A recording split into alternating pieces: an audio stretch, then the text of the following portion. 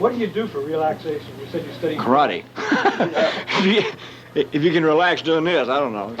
No, I read a lot and go horseback riding and stuff like that. It started just past 2 in the morning, a quiet hour when the world sleeps and even Graceland seems to hold its breath.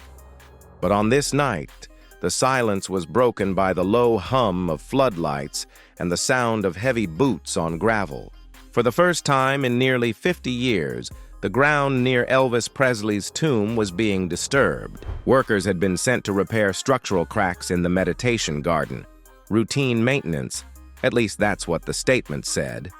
But those who were there swear it didn't feel routine. They said it felt wrong. A few even whispered that the air around the marble slab turned cold, as if the earth itself remembered whose name was written there. The Presley family had approved the restoration weeks earlier. Riley Keough, Elvis's granddaughter and current guardian of the estate, wanted to preserve every inch of her grandfather's legacy with dignity. No one expected what they would find. The plan was simple: stabilize the foundation, inspect the stone, reseal the area by dawn. Instead, something beneath the surface caught their attention. A hollow space where none should exist. At first, they thought it was a measurement error, but as they lowered their instruments, the readings came back uneven. Something was down there, something man-made. When the first piece of marble was lifted, one worker stepped back, pale, refusing to continue. He later told a colleague that he'd heard a faint sound, like a soft hum, or a note from an old recording. The others laughed it off. But no one could explain why their equipment kept malfunctioning as they dug deeper. One by one, the floodlights flickered. Security was called to the site. Phone lines were jammed with questions from reporters who'd somehow caught wind that something was happening behind Graceland's gates. Within an hour, unmarked vehicles appeared on the property. No logos, no names. Just men in dark coats who moved like they'd been here before. That's when the rumor began spreading. Someone inside Graceland's staff had made a call, not to the press, but to the Presley family, to warn them that the tomb had been opened. No one knows who made that call, but what happened next is on record. The entire area was sealed off.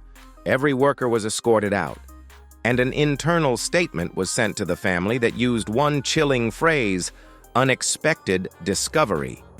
The words hit Riley like thunder. She had grown up hearing stories about the meditation garden, how her mother, Lisa Marie, would visit the site privately at night, sitting on the stone bench and whispering her thoughts into the air. Lisa always said she could feel her father's presence there. She also said, half-jokingly, that one day the ground might talk back. Now, nearly a year after Lisa's passing, it felt like that moment had arrived. Family representatives were told to stay silent, but the news leaked anyway. Graceland's front gates filled with fans, candles, and tears. The same gates that had once held back the world in August of 1977 now trembled under the weight of rumor. Some said a hidden vault had been discovered. Others swore someone saw a camera crew being rushed inside before sunrise. The official word from the estate was short: Graceland remains closed for preservation work. But everyone who loved Elvis knew something deeper was happening. You could feel it in the way the guards avoided questions, the way lights stayed on through the night, and the way every photograph from that morning was mysteriously blurred at the edges. And then came the detail that sent chills across Memphis. One of the crew members, anonymous, frightened, claimed that carved beneath the marble wasn't just stone. It was a second name, a name he couldn't repeat. He said it wasn't Lisa's or Priscilla's, but someone connected to the earliest days of Elvis's fame. Someone he loved enough to bury close, but not officially list. Whether that claim was true or not, the Presley estate moved quickly. By the time the sun rose, the tomb was covered again. The garden was silent, and those who'd been there were told never to speak of what they'd seen. But one thing was undeniable. For nearly 5 decades, that ground had remained untouched. Every brick, every flower bed, Every inch of that sacred space had been guarded in reverent silence. So why now? Why open it at all? Was it really just preservation? Or had something or someone been waiting to be found? The truth, for now, is locked behind Graceland's gates. But those who were there that night say one thing with certainty. When the tomb opened, the air changed. And for a brief moment, they all swore they could hear it. The faint echo of a man's voice, singing from somewhere deep below. Long before that night shook Graceland, the meditation garden had already carried its own heavy silence. The place was never meant to be a public shrine. It was meant to be private, quiet, something Elvis built for peace, not pilgrimage. But when he died in August 1977, peace was the last thing his family found. Vernon Presley, grief-stricken and desperate to protect his son's body, faced a nightmare almost immediately. The original plan was to bury Elvis and his mother, Gladys, at Forest Hill Cemetery. But only a few weeks after the funeral, grave robbers tried to dig up Elvis's coffin. It was an act so shocking, so morbid, that the Presley family pulled his remains out under cover of darkness and reburied him behind the walls of Graceland, safe, they thought, from the world. It was then that the meditation garden became something different. Not just a resting place, but a fortress. A sealed heart of the Presley legacy, watched by guards and visited only by a chosen few. Every brick, every curve of the fountain was designed to protect, not to display. Priscilla oversaw the transformation quietly, and Vernon gave the order that once Elvis was laid to rest, the tomb would remain untouched for as long as Graceland stands. But over time, strange things began to happen around that promise. Caretakers spoke of flickering lights, of flowers moving positions without wind, of the faint sound of a piano coming from the garden at night. To outsiders, these were just stories. To those who worked there, the ones who saw Lisa Marie's car quietly roll up past midnight, it was something else. Lisa Marie often came alone. No entourage, no cameras, no lights. Just her, sitting in the dark by her father's grave. She once told a friend, "It's the only place where the noise stops. It feels like he's still there." It wasn't unusual for her to stay until dawn, leaving notes tucked under the flowers, messages only she would understand. She never spoke publicly about what she wrote, but according to one longtime employee, one note said, "If they ever move you, I'll know." No one understood what that meant, but the words would gain new meaning years later, when maintenance crews uncovered that hollow space beneath the tomb. The Presley family always kept the garden's deeper history off the books. Few knew that Elvis had requested something unusual during the design phase, a sealed compartment beneath the burial site, meant for personal artifacts that will not be displayed. Vernon honored that wish, placing a metal-lined vault under the marble before sealing it forever. No one outside the family knew what was inside. Some believed it held the final drafts of Elvis's letters to Gladys. Others thought it contained a collection of tapes, home recordings no one had ever heard. As the years passed, stories about the vault beneath the vault spread quietly through Memphis. Tour guides never mentioned it, but fans whispered about it during candlelight vigils. And though Graceland became one of the most visited private homes in the world, that garden remained untouched, guarded by superstition as much as by security.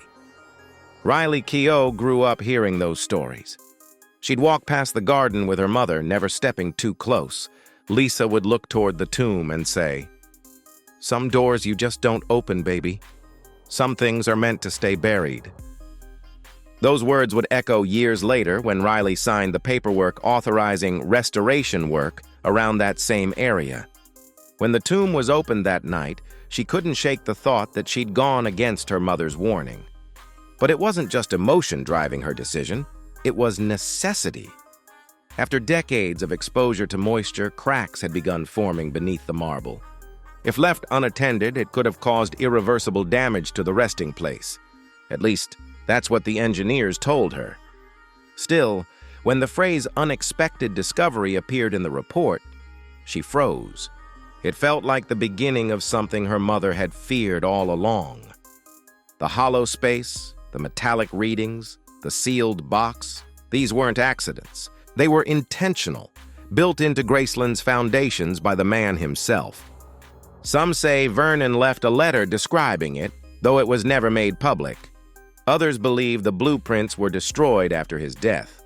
But the few insiders who've handled archival materials claim there's a missing page in the original Graceland renovation records from 1978. A single line was reportedly blacked out. All that's visible now are the words, "To remain sealed until rightful time." So when workers stumbled on that underground compartment during restoration, the family's reaction wasn't disbelief. It was dread. It wasn't supposed to happen yet. Not while so many questions about Elvis's final days still lingered. Not while the official record insists that every belonging of his was already cataloged and preserved. Rumors spread fast. Some claimed the vault contained Elvis's journals, writings that challenged everything the public thought they knew about his final years. Others said it held documents about family property, debts, or secret recordings that would change the Presley legacy forever. No one outside that small circle knows the truth. But one worker described the look on the estate manager's face when they lifted the lid, like he'd seen a ghost. Whatever was uncovered that night, it wasn't made public. The area was resealed within hours. But there's one detail that no one has managed to explain: the faint sound that was recorded by the crew's monitoring equipment. When played back later, it wasn't static. It wasn't interference. It was faint, rhythmic, like a heartbeat. The Presley family declined to comment on that audio, but insiders say Riley requested all digital copies be wiped and the originals locked in a secure archive room under Graceland's supervision. That's where they remain, unseen, unheard, waiting, just as that vault had, for the right time to reveal its secret. And when it finally does, the question won't be what was found, but why it was hidden at all. When the first box was finally lifted from beneath the marble, no one spoke. For all official purposes, the Presley estate declared the materials to be historical artifacts. But the tone of their statement left room for questions. The Presley family acknowledges the discovery of personal materials belonging to Elvis Presley. These will remain private out of respect for his enduring legacy. Private or protected? Whichever it is, those who saw the vault say it held something more powerful than documents or film. They say the air itself felt heavy, charged, as if the past refused to stay buried. One worker described feeling watched, like the eyes of Graceland were on him as he lifted the final box. He said he'd never been religious before that night, but after what he felt standing over that open chamber, he's never doubted again. 50 years after the king's passing, the legend still grows, reshaping itself like a living thing. And inside that sealed tomb, a story waited, patient, deliberate, untouched, until the moment the world was ready to hear it. Now that it's been uncovered, one question remains, echoing through Memphis like the last note of a love song fading into silence. Did Elvis Presley leave behind a secret for his family? Or a message for all of us? In the days that followed the discovery, Graceland didn't feel the same. The tourists still came. The lights still glowed across the lawn. But something in the air had shifted, like the house itself was aware that one of its deepest secrets had been touched. And for the Presley family, it was more than a secret. It was a reckoning. When Riley Keough finally spoke to the public, her voice was calm, steady, and heavy with purpose. She said, "My grandfather's story belongs to time, not to rumor. What was found doesn't change who he was. It reminds us why he mattered." It was the first and last statement she gave on the matter. No one pressed further, but her tone carried a finality that silenced speculation for a while. Still, The rumors didn't stop. Memphis whispered about hidden footage, sealed letters, and lyrics written from beyond the edge of history. But inside the Presley circle, the mood was different. Quieter, heavier. Riley requested that the vault be resealed permanently, this time with her mother's name engraved beside her grandfather's. She called it an act of returning everything home. On a cold morning that winter, a small group gathered in the meditation garden. No reporters, no cameras, just family, a minister, and a candle burning beside the tomb. Priscilla stood there, distant but resolute, as if reliving 100 memories at once. Those who were there said she placed her hand on the marble and whispered something no one could hear. For the first time since Elvis's death, the Presley family stood together at the tomb, 3 generations bound by the same silence that began in 1977.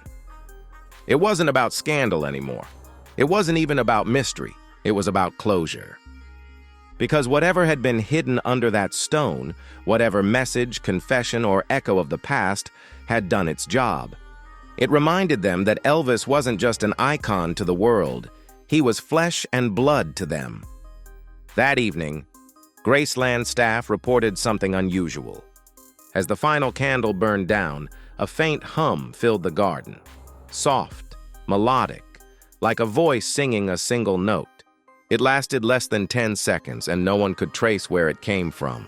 But everyone who heard it said the same thing. It felt familiar. By morning, the garden was sealed again. The estate issued one final statement confirming that the area has been restored and preserved according to family wishes. And just like that, the story vanished from the news. But not from the hearts of millions who had followed it. Across the world, fans began gathering again at Graceland's gates, leaving letters, flowers, and handmade plaques quoting the last line from Elvis's lost lyric. "I never left the building, I just turned off the lights." Some said the lyric was a coincidence. Others believed it was Elvis's final wink at the world. Either way, it hit a nerve, because beneath all the myth, all the superstition and rumor, there's something unshakably human about the idea that Elvis might have known, that he might have left behind a message meant for those he loved. A song not meant for the charts, but for eternity. It's as if he understood that legends don't die. They rest, waiting for the right moment to be rediscovered. Riley has since refused every interview, but close friends say she keeps one of the unearthed photographs in her home. Lisa Marie in her father's lap, both smiling, both unaware of the storm that time would bring. That picture, they say, is the only thing she needed to understand. The rest she let stay buried, and maybe that's the truth about all of it. The vault, the song, the letter. They're not puzzles to solve. They're reminders that even the greatest of legends longed for peace. That sometimes the most powerful message isn't in what's revealed, but in what's protected. So Graceland remains what it always was, a sanctuary built on love, loss, and the sound of music that never quite fades.